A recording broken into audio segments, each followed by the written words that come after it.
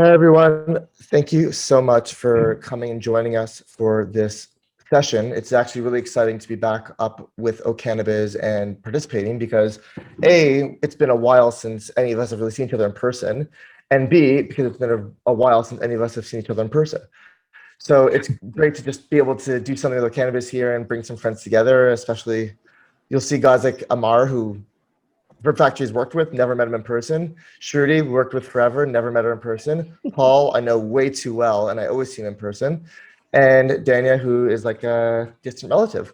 So what I'm going to do is I'm going to do a brief introduction to what we're talking about here, get right into it, and we'll see how this plays out. And So just do some, if you don't mind, some housekeeping announcements before we dive in. And we are missing one speaker. It's Kayla, so she might be jumping in at any second. Anyways, just want to welcome all the speakers. Thank you so much for taking the time to do this, and to our attendees. The recording will be made available afterwards. We'll disseminate it on our socials, on our website, and our YouTube channel. So if you miss it or if you have to jump out, don't worry, we'll be sending that out. The one we have today is Lost in Space, curated by Corey, who's your moderator. So it's Until Technology Helps Us Grow Cannabis on the Moon, Getting into the Hands of Customers works as well. So I think this is like volume 10 of our Cannabis industry insights. We're always looking for topics that you guys want to learn from. So send that to us if you have any ideas or suggestions, even if you want to be a speaker. And just let you know, Grow Up, which is our growing and cultivation kind of conference, is now confirmed for an in-person event for October 5th to the 7th in Niagara Falls. So we're really excited about that because we get to actually get out of the house. I know. no social anxiety here. Right. Party. And then we're planning our Victoria, BC one. It'll probably be in May of 2022. And Cannabis looks like it's going to be in April of 2022. So lots of stuff to look forward to. And then we can see everybody in person. So that'll be nice. Anyways, Corey, take it away. Also Q&A, if you want to put that in the Q&A box as opposed to the chat. For the chat, just use that to introduce yourselves, say hi, network. But we'll take Q&A if you have any, I guess, towards the end, and I'll shoot those over to Corey. So anyways, have fun, guys. Thank you. Thank you very, very much, Dania, the hostess with the mostest. So before we get into this, I'm going to introduce all the eclectic, shiny faces that you see in front of you. There's no particular order, so don't follow a thing. We'll try to spotlight them as we do, but follow along. So Paul Shida is the founder of MJ's Cannabis. So him and I have known each other for a very long time. He's a very eclectic technologist, creative guy. He's the kind of guy who says, you know what, screw it. I found a problem. I want to fix it, but I'm just going to do it myself. So what he did is he built MJ's, which actually is proudly not your ordinary dispensary. You know that, I don't know, many of you saw, there was an article on Blog.to talking about how dispensaries are taking over Toronto. They kind of are, and there's really no X factor in any of them. MJ's proudly has that. Having spent countless hours redefining every stage of the cannabis retail experience, he has created a place that has self-ordering, smart locker system, which he has dubbed the Cannabis Cubbies, and in-house experts dubbed the Badistas. And yes, he trademarked that, so nice try. Paul is really trying to change the way Canadians buy cannabis. Next, we have the one and only Shruti Shekhar.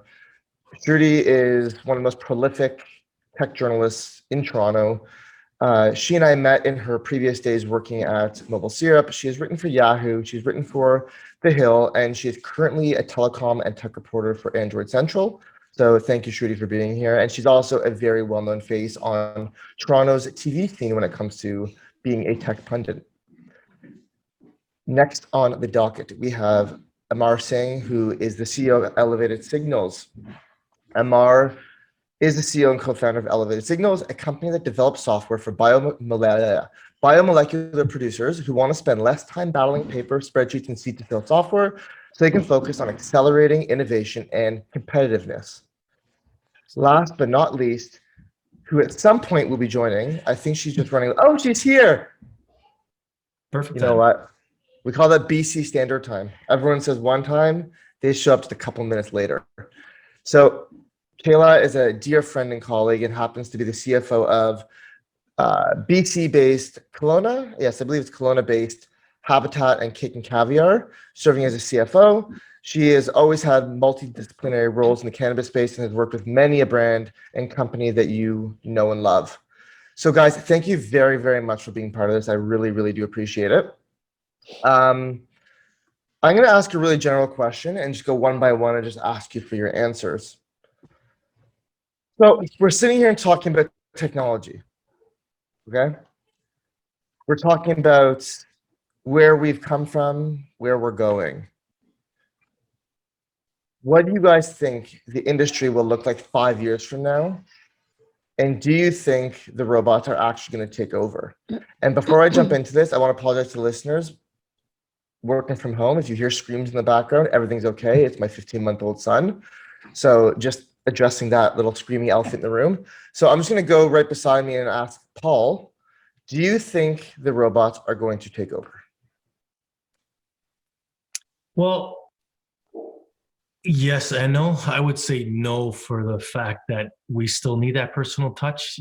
And I'm talking about in retail, maybe behind the scenes, the robots will take over with picking and packing and trimming and all that kind of stuff in the LP sides of the world. But definitely in retail, no, I don't think so. I think we still need that personal touch, which is why we have our baristas. All right, Judy?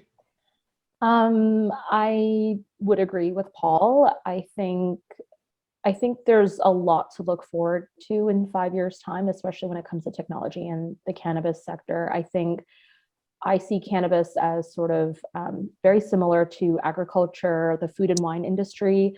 And I already saw like 3 years ago, just sort of the capabilities of how drone technology can kind of help wineries, monitor fields and ensure that crops are doing well. And I feel like that was 3 years ago. So 5 years from now, I can only imagine where that technology will go.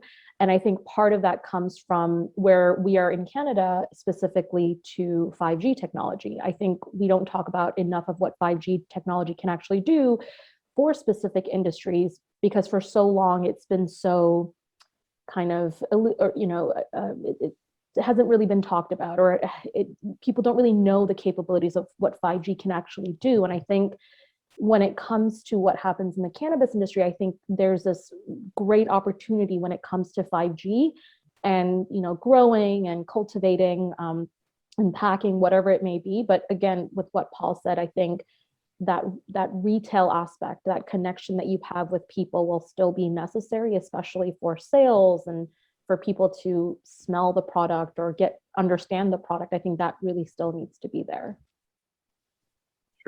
True. Amar? You're muted, buddy. I'm off mute, but yeah, and way to go with that tongue twister there on biomolecules. That's in my LinkedIn profile just because there's other Throw everybody biomolecules off. that we could be interested in the future. But yeah, exactly. Cannabis has some pretty cool biomolecules that we help our customers produce. But yeah, okay, you're asking me, I'm like the total technology maximalist futurist. So in 5 years, yeah, everything's going to be roboticized for sure. We're going to have AI behind the counters, like everything. It's going to be robots throughout production and harvest, and fully automated artificial general intelligence is running the supply chain. Totally kidding. We are a long ways from We're all that. going to be fired. Yeah. Hey man, if the robots can come in and take over a lot of the manual tasks, like that's something we all want so that we can enjoy life and also focus on creativity and building better products and connecting with the humans around us in this industry. But yeah, definitely a long way to go. So we are a technology service provider and developer in this industry, and it's come from a place of not having any technology, just cannabis being the legalities around it meant that it was being cultivated for thousands of years, hundreds, decades, whatever, in this more professional manner, I guess, for decades. But now, but there was no one developing tools and technologies for the industry. Big tech wasn't doing it. Startups weren't doing it.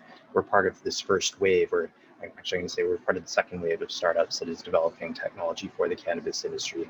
And there's a lot of work to do. Most things are still done on pen, paper, spreadsheets, whiteboards, word of mouth, WhatsApping your colleagues. We're trying to get away from that. It's going to take a long time. So it's like digital transformation needs to happen first. And we're in the midst of that. I'm sure Paul's seeing that in his part of the supply chain. Kayla is definitely seeing that in her part of the supply chain where we actually work together, but there's still things that fall through the cracks. And so when we got to digitize everything, then we can get to analysis, then we can get to automation, and then we can start handing things over to the robots in AI, which I obviously want at some point. Actually, a great answer. It's funny. It had me thinking of the one person here who'd really appreciate a robot or robots helping her would be Shruti, because then what she would do, she would tie it to her back. And when her editor says that she needs to have 3 or 4 articles done, she would take 1 and 2, and the robot would take 3 and 4, and the productivity just improves greatly for the day. I fully hope that robots don't take over my job. No, not I in that love- sense, not in that sense. I But love you know what I what I do. mean. Yeah, That used to yeah. be the running joke. If anyone remembers Mobile Syrup, the running joke, because Ian, who started it, he used to have a story out like the second it broke, and the running joke was that there was a monkey in his back always typing the story up while he did the biz dev. Kayla, on to you. What do you think? Well, I mean, I have to agree with Amar. Obviously, I'm committed to Amar's company as we've made that switch over, and we've been very happy to help build that technology with them in any way that we can. In terms of technology taking over from a general sense, I love what everybody said. I think it's a complementary thing. We always need that human touch. Nobody knows what we want but us. And that changes at all times, and our hearts and souls change what we need and what the industry needs. So in terms of how that comes, I think it's always got to be complementary, but it's always got to play to the human. And unfortunately, a tech, piece of tech in itself will never completely play to a human. It will always have some sort of goal, but our goals are always changing. So I think it's really important that we play with it and we keep that human touch, especially in something like cannabis, which we know has been grown with love and hands for the last thousands of years. So I think it's something that's absolutely required, especially when you consider how hard every damn person in this industry is working right now.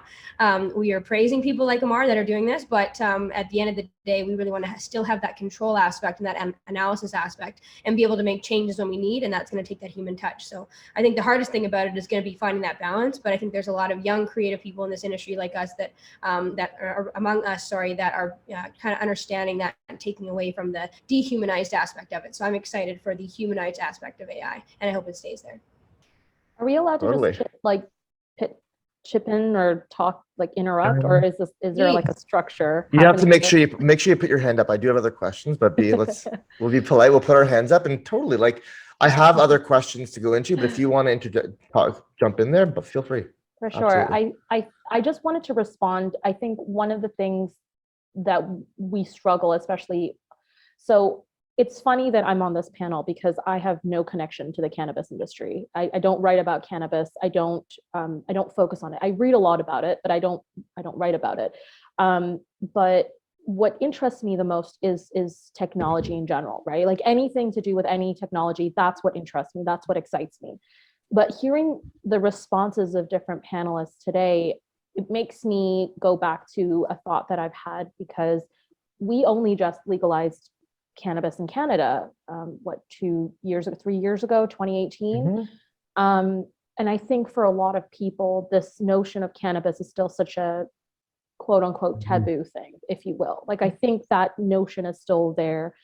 People feel still uncomfortable to buy cannabis from a government issued store. I think that's still so intrinsic in so many people's minds, which is one of the reasons why I think that thinking about technology and thinking about where things go in 5 years, there still requires that human element to make people feel comfortable, to make people feel like, okay, this is a product that's not going to kill you, or there's a lot of research behind it, there's a lot of study behind it. And I think that's why I wouldn't necessarily say that we would go fully robotic in 5 years' time, because I think we're still bridging that gap of people feeling comfortable about this topic. It's funny that you say that, because literally I talk to my neighbors when I walk around, and the area I live in hasn't turned over, but it's starting to. And it's a lot of retailed elderly who they're in a lot of pain. They want to send their kids to, I have beside me Alchemy, I have a lot, there's a lot in my area, but they're all intimidated to walk in there because they don't know what to ask for, and they're scared that they're going to be judged for asking. And there's that weird, they all have, three of them have come to me and said, do you mind coming with us to help really navigate it? Because we feel like we're being sold. And when I go and ask them what I want, I'm saying I can't sleep. Like, oh, well, have a hybrid or sativa. I'm like, why are, if you're saying you can't sleep, are they giving you an energy drink? So Mhm. I think part of like, that's the machine area that's going to take a long time. And that's where you will always need a human, because as long as you're buying something that's going to alter your mind, you want somebody to reassure you that you're making the right decision and not a robot thinking that you're making the right decision. Yeah. Yeah. To that point, that's why I think the LPs and the growers, the tech, they'll really strive with the tech to see how they're growing the best way, the nutrients and all that stuff with the plant. Yep. So this actually expands onto it and it keeps in the same realm. But so now we're all here. We all have different biases. We're all doing different things. But is there any one brand, company, or store, Paul? I love you to death, but let's. Who's doing, like, the first thing off your head? Which companies are in the space are doing really, really cool things that just really stand out to you? So if you were to ask right now, I'm not saying like sit and do research, but like, what's the first brand that pops into your mind when you think of a cool integration of technology in cannabis? You're talking So, retailer or in brands? general, anybody. So I'm going to start the other side. I'm going to start off with Kayla, but just Mhm. really say, not mean to put you on the spot. I get some time to think, but never mind. No.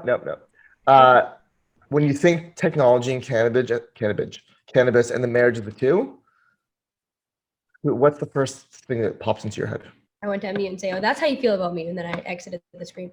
Okay, well, I'm gonna give some flowers out, I think, because they've been really trying to push for this from the start. They've been doing it blind, and Tantalus Labs, it's been a long time that they've started.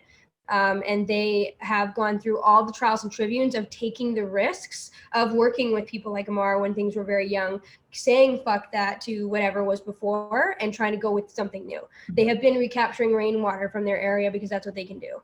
They have been trying to automate things in their greenhouse. They took the risks with that capital expenditure to create something that would make more time for them to focus on strains and people and these types of things.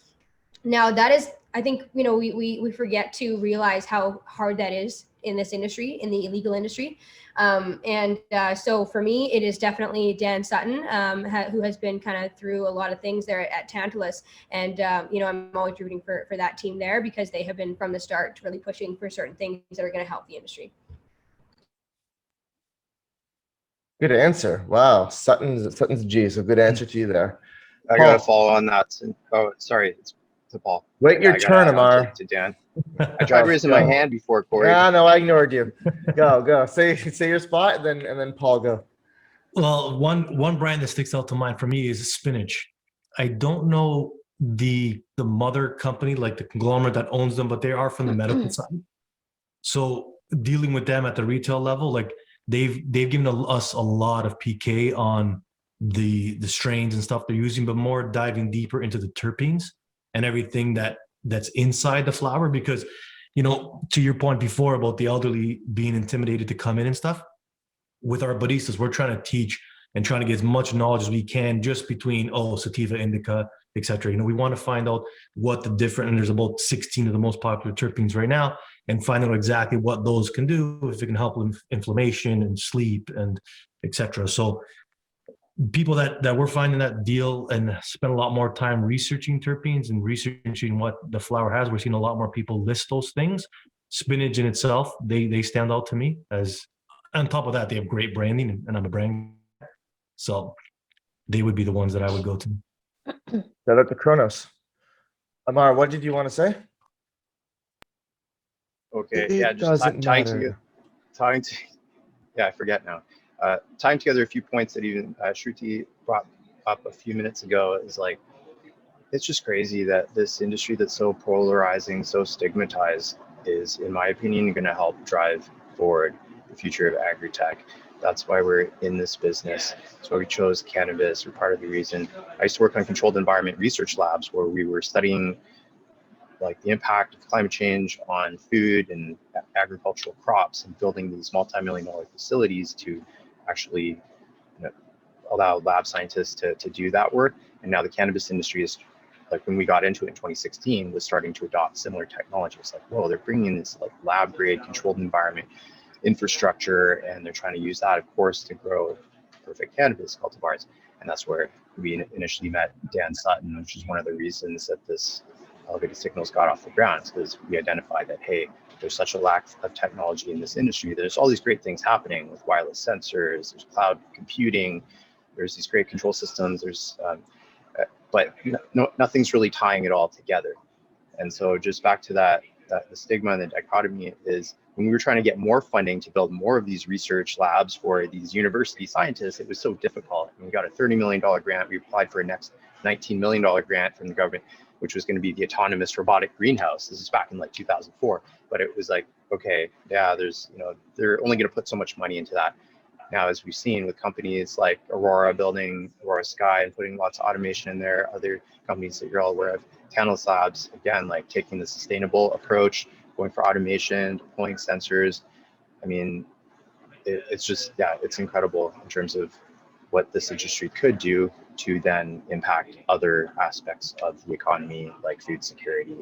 And then, yeah, I'm going to throw it back to Kayla and Habitat, because again, innovation there, aquaponics. It's just, I know we're going to be talking about that today, but it's just the ability to grow food sustainably in a closed loop system using like a low environmental footprint that produces high quality cannabis products and food products. It's like, man, every industry needs that. So hopefully we can all drive society forward. Trudy? Thanks, Amar. Sorry, I didn't mean to interrupt you there. I thought you were done. And Trudy, go ahead. Well, again, like I mentioned, I don't really know that many cannabis companies, so don't get mad at me. I know, like, Oh, you know, we're all judging right now. We're all staring at you and Aurora. judging Very you. judgmental industry. But I did Google, like, literally last night. I was like, Canadian cannabis tech, and I got That's a the link. most generic question you could have asked.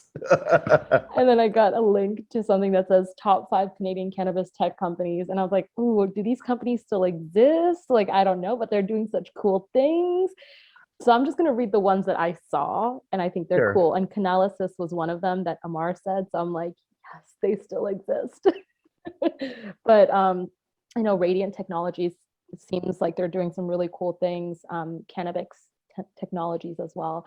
But for me, it's like, it's not about what the companies do, or it's not about the name of the company. It's more so like what comes out of what they're doing, right? And it's like, whether it's production or and just going back to Amar's point of like getting funding for doing more sustainable things, or getting funding just to build, the proper technology that's required for harvesting or cropping or whatever it may be.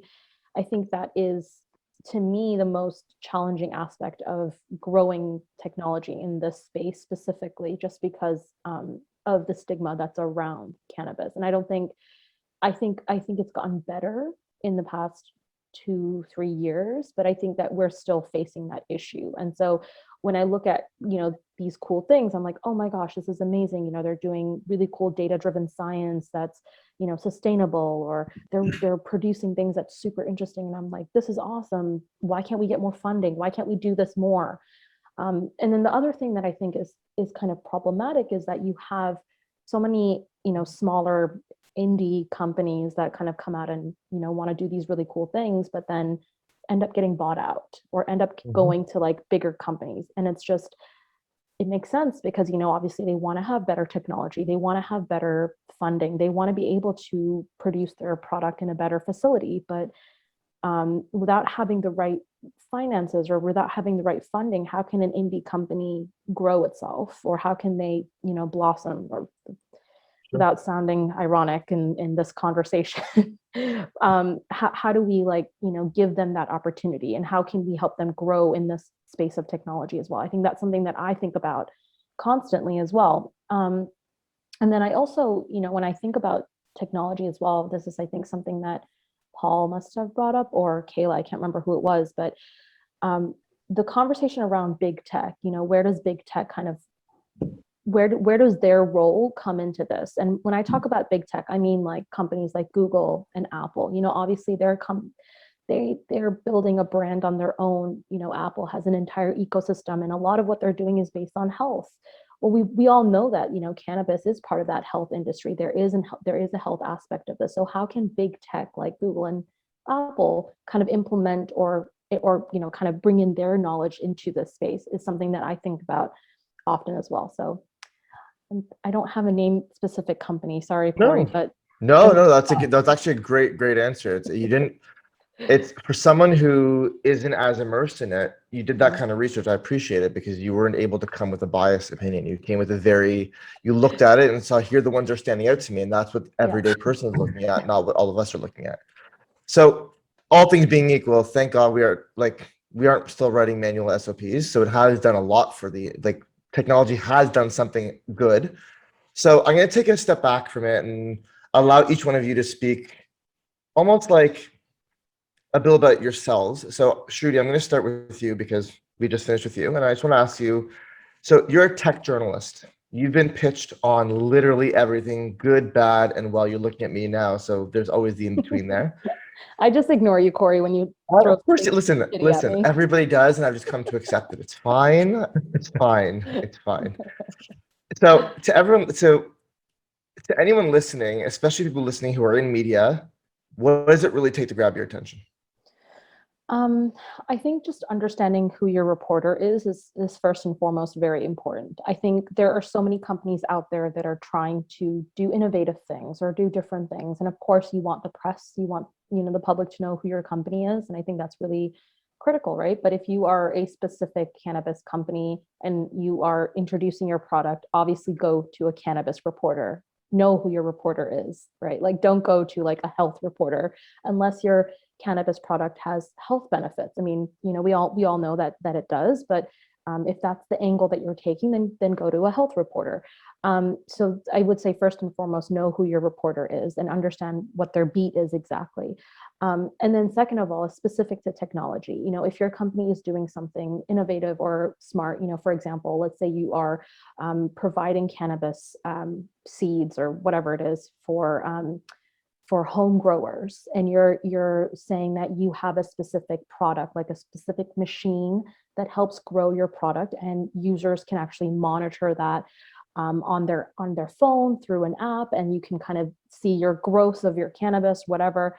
That's actually kind of a really cool idea. I would write about that. I would like to write about that. That's really cool because I look at when I'm writing about technology, a lot of my articles are related to consumers and what consumers want. So I think just understanding the reporter and what your story is really important because, know the beat. Yeah, know your beat. Exactly. Know your beat. As annoying as I can be, for the most part, I know my beat. Kayla, your brand Habitat literally runs on aquaponic technology, which we touched on before. A few aquaponics technologies, But what the hell does that even mean? So can you break it down for all of us in the back who have no idea? Team and wanting to integrate things with the whole system, which I hope we can do. I'm gonna hit you up after this and talk about that. See when you guys have capacity. I know you're busy, so I've been very quiet. Look at that. I'm the canna broker. Yeah. Are you? Yeah, Mike would be a little mad. You can't coin it. He's been trying. He's got. No, I just add the E. I add the E. So, sorry, continue. Okay. Explain Habitat. Yeah, Habitat is blooming in its own. So right now it is a aquaponics technology company. Habitat, and I want to say this right off the bat because we have switched it up with the cannabis side, and Cake and Caviar is now housing all cannabis activities for Habitat.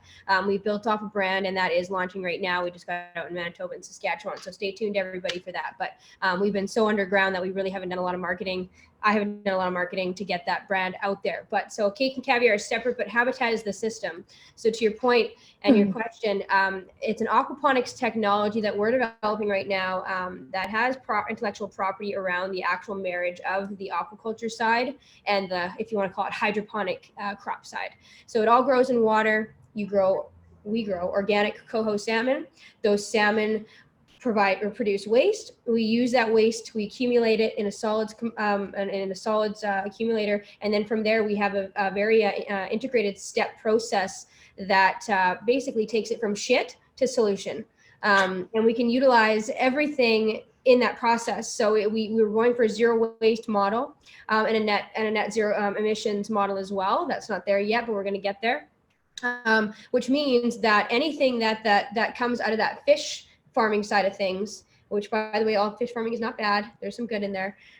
We can take that and we can actually create a ton of different properties out of it that are useful to both our operation and say the 600 acres that we have outside with bison. So what I mean by that is we can take that waste and anything that doesn't make it into the solution for the cannabis side of it, we can actually utilize on the pastures and things like that to better the biodiversity of the soils outside.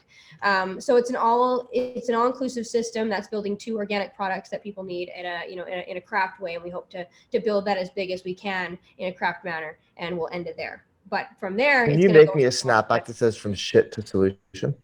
You know what? I think I'm going to coin that. That was a good morning. I just had my coffee, so that was good timing. I also thought this was at 2:00, so I'm really sorry. BC time. And then thank you for that. That actually really did help break it down for me. Okay. So Amar, your entire business is built on technology that helps producers scale.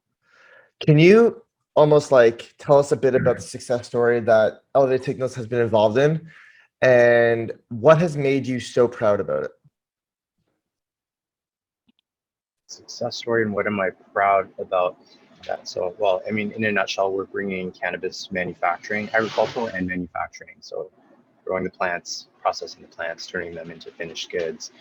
There's been a lot of missing components of that in the tech landscape out there that we've managed to unify into one, which is better inventory tracking, completely digital record keeping to a GMP level, and wireless environmental monitoring all in one, which are things that Kayla's team is taking advantage of right now. The story, yeah, I mean, we've been like, yeah, we're a Canadian tech startup. We started out in 2016 when I was at UBC in grad school, started talking to Tantalus Labs. Again, going back to that story, that was like the origin story. And from there, it was, okay, they identified that there's a bunch of problems in the industry, not problems, I guess like technology gaps. We went and talked to about 50 or 60 producers across Canada and the US to see if everyone had the same issues with it's hard to keep track of inventory and report that to the government, let alone just make better decisions in terms of how to operate your business. Are you tracking things on paper spreadsheets and whiteboards? That is actually very painful to do. It makes it very hard to scale and keep track of who's doing what. And more importantly, like that data is then stranded in paper or it's siloed in multiple systems. So you can't actually bring it together to figure out what the heck happened. Like, why did you grow that bomb batch last year and then you can't replicate it? Like, well, it's because no one has a record of what you actually did. So helping digitize that. And then the sensors, again, it's part of their plants, their organisms. So essentially like a Fitbit for plants. You need that, like everyone's got like data tracking on their bodies now. Why not have that on the plants? Pull all that information together so that our customers can actually figure out what's going on and how to improve. Now, our success has been that, yeah, we started out with just 4 co-founders and we just worked our buns off for a few years with no revenue, no funding, and just awesome industry partners that were willing to like let us in the door and say, hey, we need this stuff. We've looked at what else is out there. It's mostly legacy ag software or first gen sales software. And the industry has moved on from that. We need something that's actually like operations and performance related. So it's because of those partners, it's like, hey, and maybe it's just, I don't know, the Canadian vibe or the cannabis community or like the collection of all of that where everyone was like, we'll work with you guys. And so we did get some venture capital, so VC backed, and then so like what I'm proud of is our team. It's like a cliche, but like honestly, we've got one of the best teams in the industry. Like everyone, we're about 10 staff last year. Now we're at 20, and now we're doing another hiring wave just as we're growing with the industry. We work with like rockstar craft producers, a lot of awesome mid-sized operators, and then some of the largest producers in the world, like Pure Sun Farms. And so as we're scaling, adding more customers, our customers are scaling, and they're asking for more things. Like I'm sure like Kayla's going to be asking me for some more tech, so we need to add more developers. We put together, like, what we pride ourselves on is our customer service, because it's great if we can like geek out and build this tech product that's going to roboticize. Maybe the robots will have good customer service. We'll have to build that in, but for now it's like the people have to be embedded in this industry. I find like if people that are coming in from another industry and just trying to like shoehorn another type of tech into cannabis, those have not done well. We like literally embedded ourselves in greenhouses and just worked with the teams. Like that's how we figured out what they needed. And then our staff have actually been, and hopefully Kayla can attest to this, like literally on speed dial with all our customers. Our customers get a Slack channel, and our developers, our customer support is done by developers. So it's not like, hey, I got this problem and okay, yeah, we'll get back to you in a week. It's like, no, the developer is going to try to fix that right away, or they'll tell you what's wrong and, you know, kind of give you a good answer in terms of when it's confirmed. Right. So that's what I'm proud of, is like, yeah, our culture, and we can't wait to get back out to events. That's where we really shine, because then we can go connect face to face, and hope to see all of you out at Lift Toronto and other events like that soon. Thank you. That's actually really, really exciting to hear that. It's not often that you hear about culture. You know what I mean? It's the most important thing, and not a lot of people talk about it enough. Paul, pardon me? Yes. It's refreshing. It brings hope. Very refreshing. Paul, I'm almost certain that nobody here has ever heard of MJ's Cannabis, and you're one in a bajillion, yes, literally as quoted by BlogTO, in the city. Why should anybody care about MJ's, and what does your store do differently? Yeah, I agree with that. There's a lot of us, especially in the last few months, and a lot more coming. First and foremost, we're probably the most efficient. Like, we claim to be the most efficient. You know, one thing that just irked me back in the day when there's only a few of these cannabis stores, even the black market versus the new ones, it was just the time spent at these stores and the long lineups. And then even going back to like big box stores, the Home Depots of the world and the Lowe's and everything, you know, when you're waiting in those aisles forever for someone to come help you find something so small, you know, with the tech we have today, just, I don't understand why that salesperson inside the big box store can't walk me over to a shelf, get me that product, and then ring me out with the tablet they have in their hand right then and there, you know, and then I can just walk out the door with the product. So I've always thought that there's so much more things we can do efficiently to make a smoother transaction for the customer. So at MJ's, if you do want to come in and have that one-on-one consultation, which we call budistas, which most people call bud tenders, we have that. So through the web, if you want to do that online, we have virtual appointments where you can do that, or you can come into the store. We can sit down and have a free consultation where you can ask these questions. And because at MJ's, we're more about the wellness. It's a little early in the cannabis space right now to be that kind of store. So unfortunately, right now, we have to cater to the guys who come in and say, okay, what's the most potent plant you have, or what's the highest THC? And that's pretty much the end of the conversation. So, and we have to grow it. Yeah, exactly. So with the knowledge of the whole industry, that's where we're going to hope to have a higher level of standard with our knowledge at our locations. But for now, the tech wise, being the most efficient, I like to say we're McDonald's meets Nespresso, where we have the tech. I think I'm pretty confident to say we're the only retail location that has an app. We're just waiting to be approved by Apple and Breaking news. And Google. Yeah, as of last week. You basically got an exclusive right there. Yeah. 2 weeks ago, I think it was, they changed their policies, Apple. So now they're allowing legal cannabis dispensaries to have apps. So we've been waiting. We developed it early, knowing that hopefully that was coming.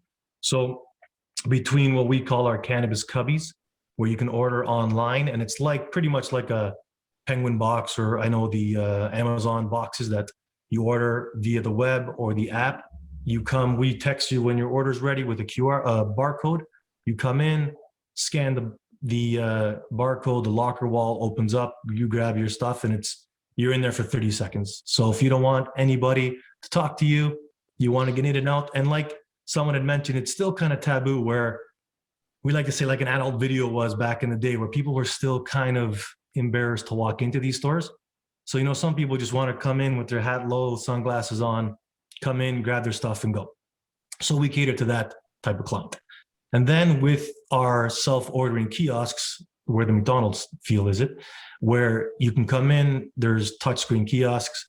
Even there, if you don't know what you want, we have a questionnaire that you can kind of fill out to help guide you to what would be available to you. If it is for sleep or arthritis or some type of pain, inflammation, we would recommend those products via our kiosk as well. And then lastly would be with the barista, where you can have that touch and feel and sit down and talk about what your needs are in person. And we also have an accessories bar where we can talk about different products available, how you can consume your cannabis, be it wax or flower, etc. So to your point, not too many people know about us right now, but we're going to hope with some good marketing and good word of mouth that people will. And that's And not putting too much pressure on me to help you launch, but thank you. But I appreciate it.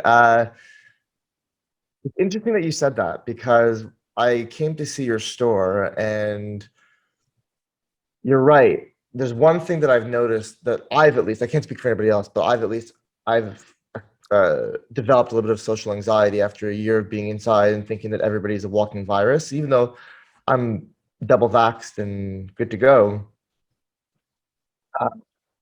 I'm more scared of being around people. And not even me, I can get over it. It's my parents going around them, and heaven forbid, I'm the person, you know what I mean? And so having the ability to come into a store like yours, have the space, have the technology I need to order it, come pick it up and leave, and not worry about brushing into somebody, and not having that interaction where did that person wash their hands before they touch something. It's really, it's kind of refreshing, because it addresses the elephant in the room without addressing it. So it's cool, and I'm hoping that you do open more stores, because you are a little bit far from me, but otherwise it's exciting. And to that point, we are implementing this technology where our touch screens, you don't even have to touch the screen. You can stay about 5 inches away from the screen, and a little Minority Report kind of feel to it.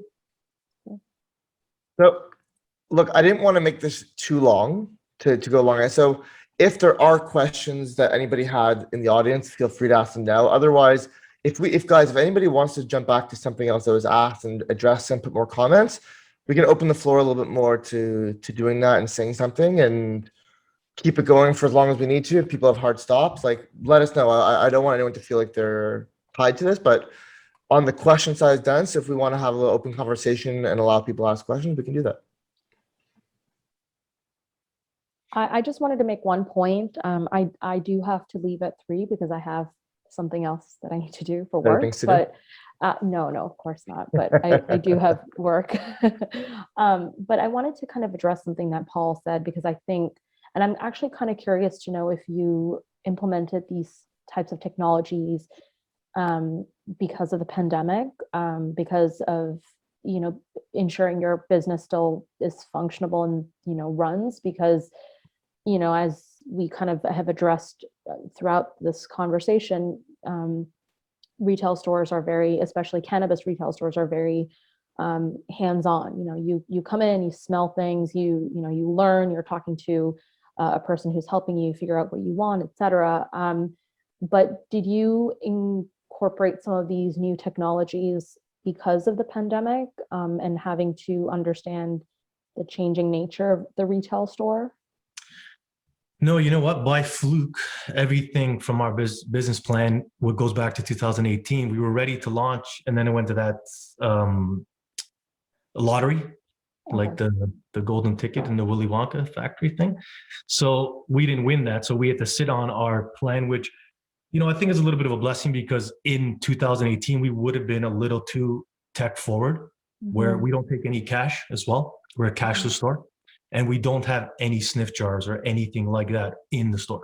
So how do you cater to like a new like a person who's never tried cannabis and is sort of interested but is scared? Like, I know you said you have baristas, which is actually super interesting. Like I love the term. It's awesome. But how do you like, I guess, how do you educate people or help someone who's brand new? Yeah, so pretty much we've replaced the typical sniff jar and the plants with digital. So our baristas carry tablets around. So then they have all the information there, kind of like a pamphlet and high-res images, etc. Because to me, the sniff jars, after so much time, they pretty much lose their smell. And if you're in a room with multiple sniff jars, I don't know what you're really getting out of holding something up to your hand that you can't get with tech. Mm-hmm. Interesting. That's really cool. Yeah, I was just, as you were saying, I just thought it was very interesting because I know that there are so many companies that, obviously, unfortunately had to close shop because of the pandemic. But I guess the other thing I also was curious to know, and maybe Amar might be able to answer this question, is just in terms of implementing that technology. We did talk about how it's really expensive, and so I'm sorry, I'm being really journalistic right now. I'm just very interested. This conversation is very interesting for I me, can so. totally connect you guys too if you want to ask him more questions. No, but I'm curious to know on a, I guess, CapEx standpoint, for a startup company, how much does it cost if you want to, have a forward-thinking company that involves these kind of technologies? How expensive is that? Was that for me? Whoever. Yeah. Oh, Whoever. Paul or Amar, and then we For actually him. funny enough. Yeah. Okay. Yeah. Amar, but before you do, I'm just letting you guys know after this, we do have a question from the audience. So jump into it and then I'll ask the question from the audience. Okay. Yeah. I mean, I can only speak to my part of the supply chain, which is production. And typically it has been expensive if you're going to onboard an ERP system or some of the first gen seed-to-sale software. There was like a lot of upfront costs in terms of hardware, buying scan guns, printers, and then just like the implementation fees up front have been quite expensive, because on top of that, you're building a facility, you're paying your licensing consultants and all these other costs, you're getting your first staff hiring, so it's quite burdensome. We've taken a different approach, which I think is like something that we obviously did not invent, which is the SaaS-based model, which is just a flat monthly fee that is relative, proportional to the size and complexity of the operations. We try to tailor a fee to like, here's your monthly rate, this is hopefully something that you can afford and it's fair for both parties, and there's no like upfront like hidden fees or anything. It's just like a long-term partnership. I'm not sure, Paul, what your experience has been on the retail side of software. I would love to hear. Well, yeah, it's been quite costly again for us because we are doing things that no one else has. So no software out there kind of cater to the needs that we had. It was a bunch of Band-Aid fixes.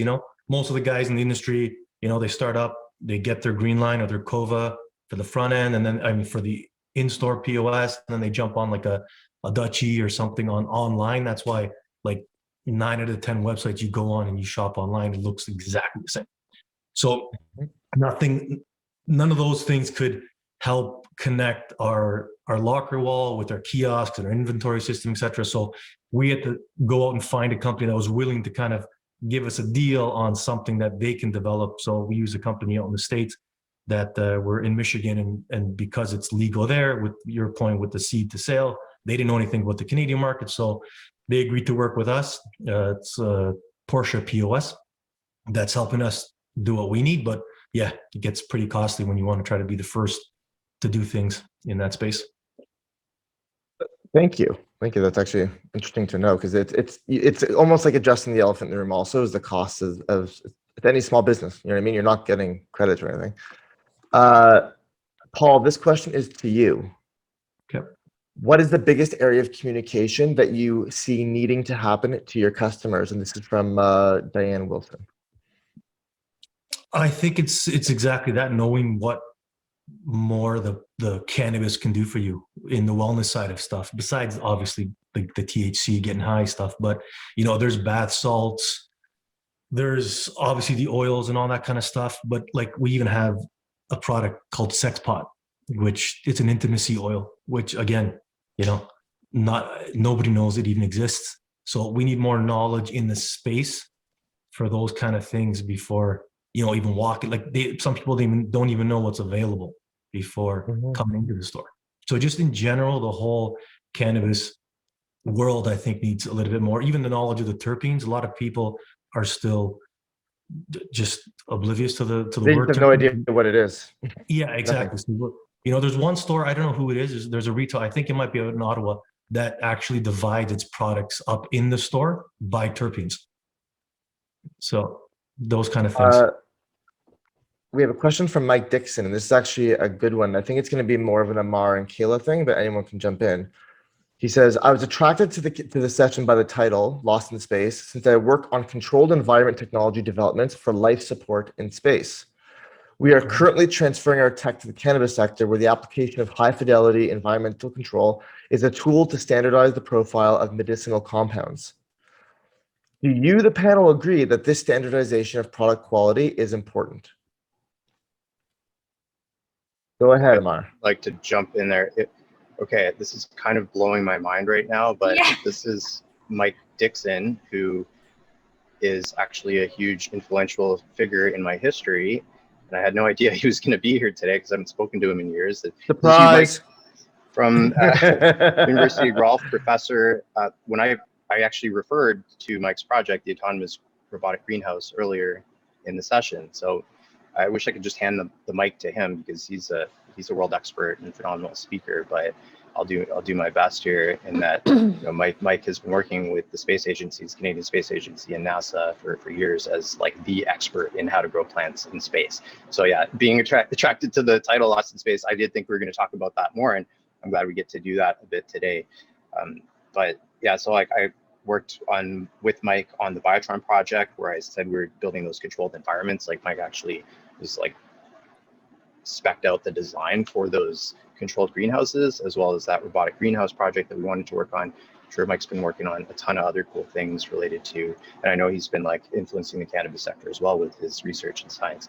So do the panel agree that standardization of product quality is important? Absolutely. I mean, that's one of the main reasons that our technology, our company exists. We recently completed our GMP validation because, and actually I learned all this from Mike Dixon. So when we were starting the company, he was like, well, if you could deploy sensors that give you a sense or like help the producers understand if they have a more consistent growing environment by measuring temperature, humidity, CO2, lighting, again, things that were actually deployed, that we've deployed at Habitat and Kayla's facility, then you're gonna get to a better point of consistency. But then there's more to it. So it's like you need the sensors, you need the growing environment to be controlled and optimized. But again, these are like living organisms, and there's things going on. There's plant care. There's people coming in. They're watering. They're applying nutrients. They're doing all sorts of things that they have to do for the regulators to ensure that you're getting a safe, clean, like sanitized environment and like a safe, healthy product. But then also to optimize the production of your plant, which again, that's like Mike and his team are experts in.